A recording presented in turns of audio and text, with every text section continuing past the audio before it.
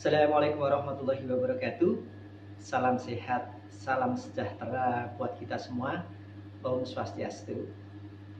Pada kesempatan kali ini saya ingin berbagi ilmu dan juga pengalaman tentang bagaimana mendatangkan rezeki secara banyak dan bahkan kita dikejar-kejar oleh rezeki itu. Yang pertama adalah kita harus pandai-pandai bersyukur.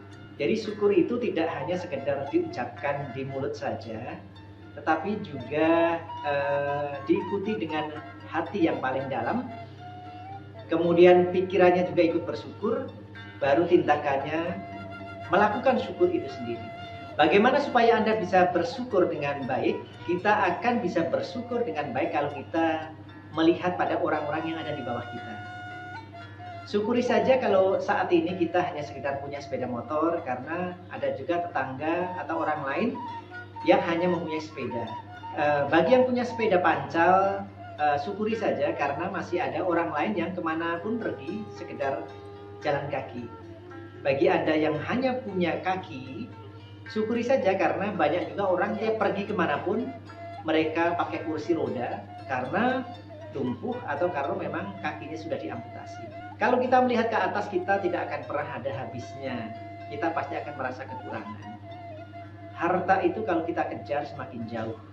Oleh karena itu, syukuri. Dengan syukur itu maka kita akan menjadi orang yang kaya dan rezeki itu akan mencari kita. Yang kedua adalah bersedekah. Jadi jangan berpikir ketika Anda bersedekah itu Anda kehilangan harta benda. Salah besar itu. Saya pernah mengalami posisi di mana saat itu berada di bawah. Dalam 1 bulan perusahaan saya mengalami kerugian sekitar 108 juta. Kemudian bulan berikutnya 84 jutaan. Nah, apa yang saya lakukan saat itu? Saya hanya berpikir bahwasanya, oh iya, mungkin pada saat saya kemarin di atas, sedekah saya kurang, sehingga banyak harta titipan Allah itu diambil kembali. Saat itu saya juga kehilangan 2 mobil, tapi ya karena saya berpikirnya positif, oh iya ini mobil punya Allah, titipan Allah, sekarang diambil orang, ya sudah, mungkin sedekah saya kurang. Seiring berjalannya waktu, ternyata sedekah itu alhamdulillah bisa membawa barokah, perusahaan saya bisa kembali maju. Kemudian salah satu mobil saya yang hilang itu bisa ketemu, dan yang menemukan adalah saya sendiri. Itu di Putaran Waru, Sidoarjo.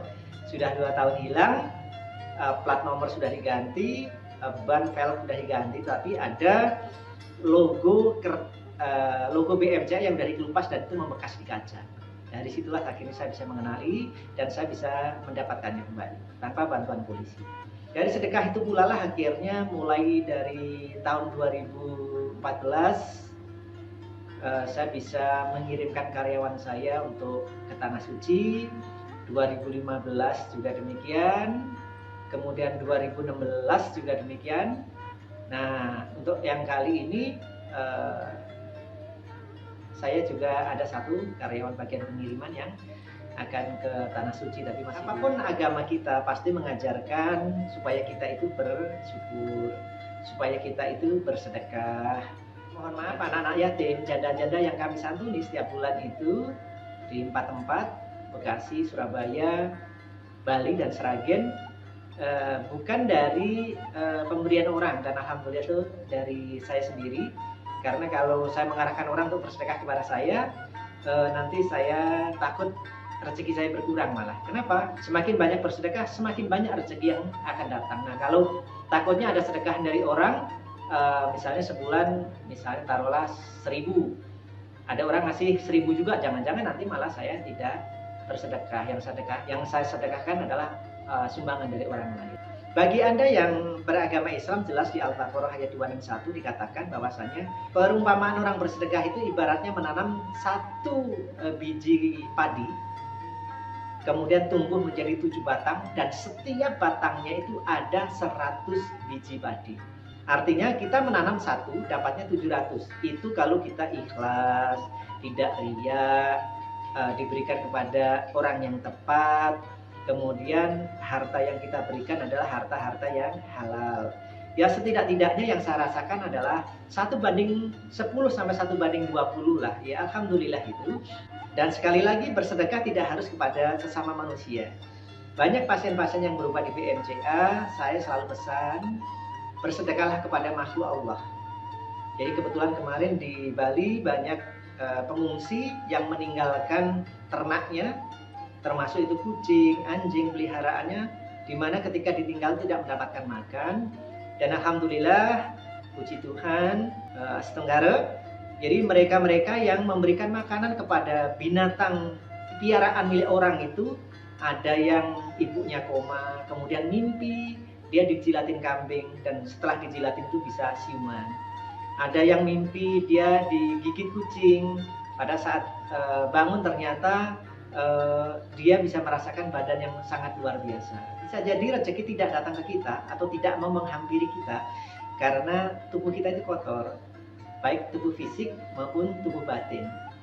Oleh karena itu ya kita sebagusnya banyak minta ampunan sama Yang Maha Kuasa, sama Allah Subhanahu wa taala, sama Sang Yang Widi Wasa, sama Tuhan Yang Maha Esa. Kalau dalam Islam meminta ampun disebut istighfar, jadi kita minta ampunan kepada Allah atas dosa-dosa yang kita perbuat. Kalau kita sudah banyak meminta ampunan dan tidak hanya sekedar di mulut tetapi juga hati, pikiran, tindakan mengikuti, maka energi negatif yang ada di dalam tubuh kita itu akan luntur digantikan dengan gelombang elektromagnetik, di mana gelombang elektromagnetik ini akan menyebar dan sebaran dari gelombang elektromagnetik kita itu akan membuat apa yang kita lakukan mendapatkan hasil. Yang jualan tiba-tiba menjadi ramai karena gelombang elektromagnetik ini bisa menarik orang untuk datang. Yang usahanya jasa bisa jadi banyak customer yang mendatangi Anda dan lain-lain. Yang keempat adalah kita harus menciptakan ruang rezeki di dalam rumah kita. Rezeki tidak akan pernah mau menghampiri kita ketika kita tidak menciptakan ruang untuknya di rumah kita. Nah, ruang itu apa? Antara lain adalah kita harus bisa menjaga keharmonisan rumah tangga. Sehebat apapun pikiran kita, ilmu kita, jabatan kita, kalau rumah tangganya berantakan, setiap hari berantem, maka kita tidak bisa bekerja dengan optimal, kita tidak bisa berdoa dengan baik. Itu juga bagian dari kunci kesuksesan semuanya, untuk mendatangkan rezeki adalah salah satu. Cara menciptakan ruang rezeki yang berikutnya adalah kita harus bekerja keras, memanfaatkan skill yang kita punya, memanfaatkan ilmu yang kita punya, dan juga harus memanfaatkan semua kesempatan yang ada. Misalnya bagi Anda yang sering jualan jasa, kita manfaatkan rekan-rekan medsos kita untuk kemudian kita juga harus meningkatkan kemampuan kita. Jangan hanya berhenti di tempat. Nah, kunci untuk mendatangkan rezeki yang kelima adalah bagi Anda yang muslim mungkin bisa membaca surat Al-Waqiah, karena surat Al-Waqiah ini adalah surat kekayaan dan Anda membacanya harus secara rutin. Bagi yang beragama lain ya silahkan ikutin sesuai dengan ajaran yang diajarkan oleh agamanya. Karena saya yakin semua agama mengajarkan kita untuk senantiasa berbuat baik, bersedekah kepada orang lain, menghormati orang lain, meminta ampunan ketika kita salah, memaafkan kepada orang-orang yang menzalimi kita, meminta maaf kepada orang-orang yang kita zalimi. Insya Allah dengan cara demikian kita bisa mendapatkan rezeki dari Allah Subhanahu wa taala.